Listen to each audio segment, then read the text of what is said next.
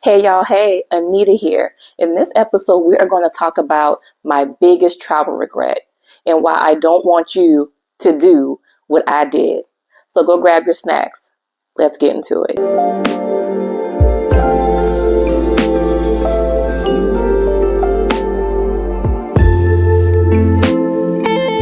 All right, y'all. So let's take it back to possibly 2008, 2009. I'm an undergrad at Claflin University, the first HBCU in the state of South Carolina. And I remember getting an email about an awesome opportunity to study abroad. Let me explain.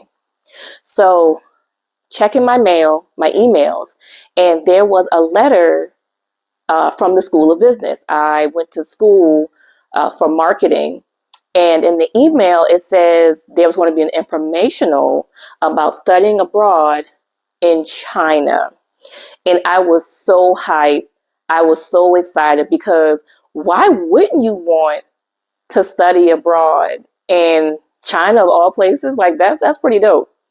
So fast forwarding, I did attend the info session. In the info session, they talked about how much money it was going to be, how long we will be gone, and we had to find our flights, etc. And this was so exciting to me. I couldn't wait to share it with my mom. But I said to myself, wait a minute. How much is this going to cost? Not just me, but my parents. And where would the money come from? Now, I was a really big scholarship student, so I did have funds left over, and I believe the following year I would have had money left over as well. So what did I do? My brilliant plan? I put together a presentation for my parents, well, mostly for my mom, right? Because I knew she was going to have three questions: how much it was going to cost, how long was I going to be gone, and how can she contact me? So I took some time, I did some research, I gathered all the information possible. And what did I do? I pitched my mom. So in my pitch, I told mom, hey, I'm a scholarship student. Even this year, I have XYZ amount of money left over. I could use some of that for my study abroad program. I told her how it could benefit me in the future, especially me wanting to move to the DMV area after undergrad. Having Mandarin under my belt, I think would have made me quote unquote special in the pool for jobs in the DMV area. And as she's listening to my pitch, I think that she's understanding how excited I was about it. At the end of the pitch, I said, okay, mom, what do you think? She was quiet for a second, but she said, okay, let's run this by your granddad, my mom's stepdad. I was like, okay, bet. Say less. My granddad, he's now passed on, Reverend Dr. Clinton Saunders. And I said, granddad is a worldly guy, right? He served in the military. He's traveled before. He gets it. He gets why this opportunity would be so special to me. And I said to myself, this isn't a conversation you want to have with granddad over the phone. So again, this is like 2008, 2009. Okay. So it wasn't like I could take up my cell phone and FaceTime him and he knew what he was going to be doing. I had to ask granddad in person. So this, let me see, that took place possibly that spring of my school year in 2008, I believe 2009. That summer and many other summers I spent in the DMV area, Upper Marlboro, Maryland, or for those of you that know, Largo, right? That's where my grandparents stayed. So I'm pacing back and forth like, okay, how am I going to approach granddad about this? What do I think he's going to say? I need to get granddad alone. I need it to be just him and I. He can't have any distractions about what I want to tell him. So this particular day, so this is the summertime. So in the summer, I'm at grandma and granddad's house, and grandma tasked granddad to do something outside.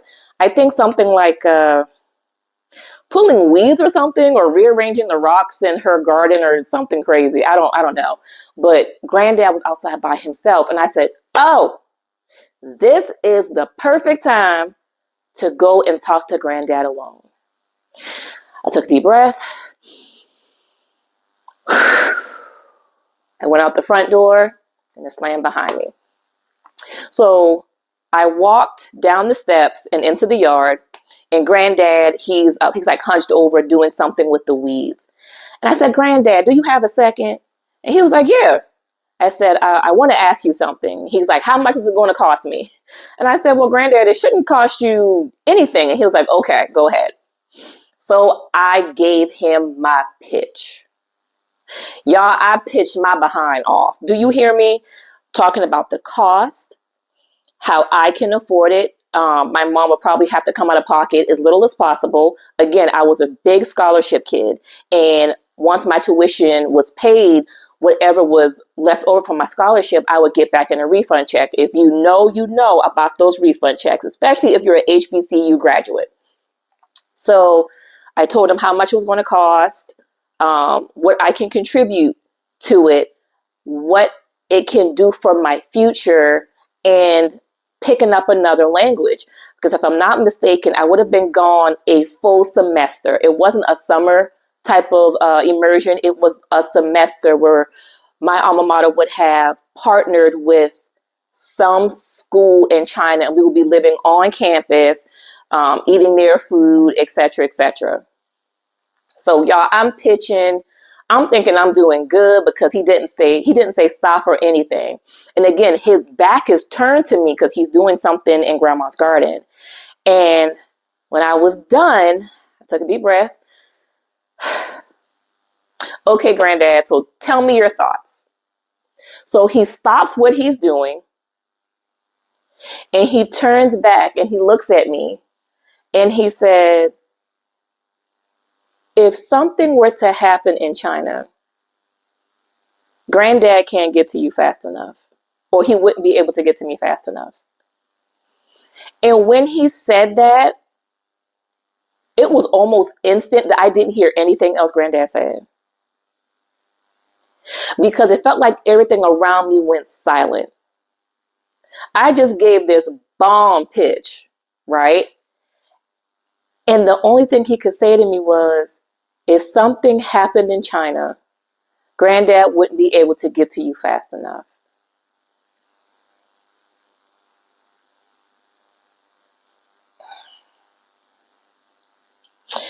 So he's projecting his fear onto me. Everything he said after that, I didn't even hear it. Okay? Because now I'm thinking, oh, if something does happen, how in the heck I'm getting home? And how fast can I get home? Yeah, I could go to the embassy in China, but what? So guys, that it devastated me. With Granddad being so worldly, I thought he would be on my side, right? He never said no. Let me be clear. Granddad never said no. He never said no. But there was something in his tone when he said, if something were to happen to you in China, or something happened in China, Granddad won't be able to get to you fast enough. And that did something to me. Everything that I pitched him, how it could better my future, me picking up another language, learning another culture, all of that stuff went out the window. I am stuck on the fear factor that my granddad had put onto me. All right. So let's fast forward. So over the summer, that's the only thing that I could think of. Granddad telling me if something were to happen, I'm thinking all of the worst. If something were to happen, a tsunami, a tornado, I don't know, they would not be able to get to me fast enough. Why this did not scare me in the beginning, I think was because I was thinking of all of the positive. And there was a whole lot of positive, like all this positive and this one little negative. Fast forwarding to the fall. So this had to be fall 2009, I'm assuming. Again, it's been some time.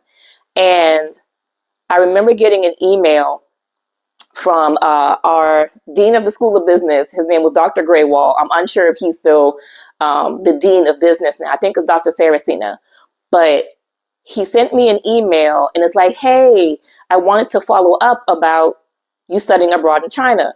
And I'm like, oh gosh, I don't even know what to say to this email. I just said like, okay, or okay, I'll be there. So I get to Dr. Graywall's office and we sit down and he shows me the flyer again and he's talking, and my heart is beating real fast. And he says, okay, so any updates about you studying abroad in China? Do you have any questions? I remember last semester you were extremely interested. Do you have any questions, or do your parents have any questions? Y'all, no lie. In his office, I put my head down and I said, my granddad said if something happened to me, he can't get to me fast enough. And he said, what?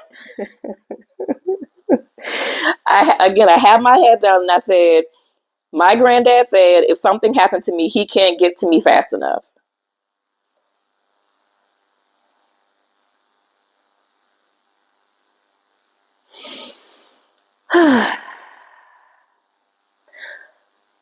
So we talked a little bit more, and I did tell him that I would not be one of the students that would be studying abroad in China that following semester.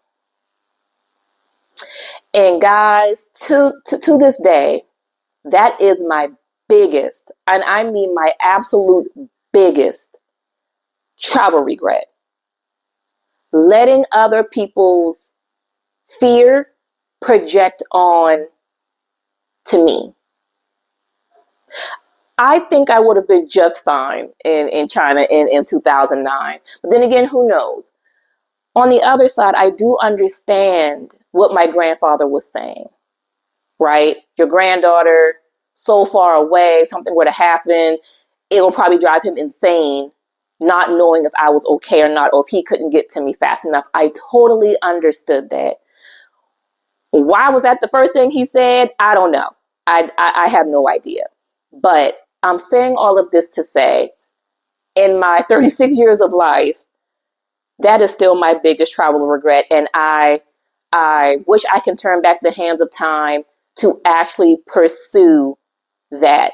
I am almost certain that would have been an excellent thing to keep in my pocket when it came to applying for jobs. I mean, I would have went to China. I would have studied there. I would have picked up Mandarin. I would have picked up on some awesome skills, not just skills, but connections. And I missed that opportunity. I turned it down because of letting someone else's fear project onto me. Okay? So I'm saying all this to say, don't do this. Don't let other people's fear project onto you, especially those people that have never traveled before. I hear it time after time after time. Oh, I was talking about going to X, Y, and Z, and my mama freaked out. And then you find out that their mother never left the state. Oh, my homegirl said when they went to X, Y, and Z, it was X, Y, and Z. Guys, go and see for yourself. Make your own opinions about it. Do not let other people's fears project onto you. It prevents you from possibly experiencing, witnessing something great.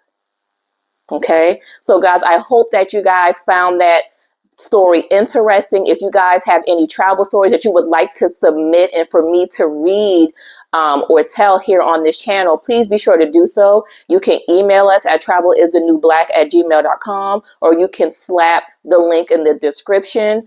Guys, that is all. Be sure to like, comment, share, and subscribe this video.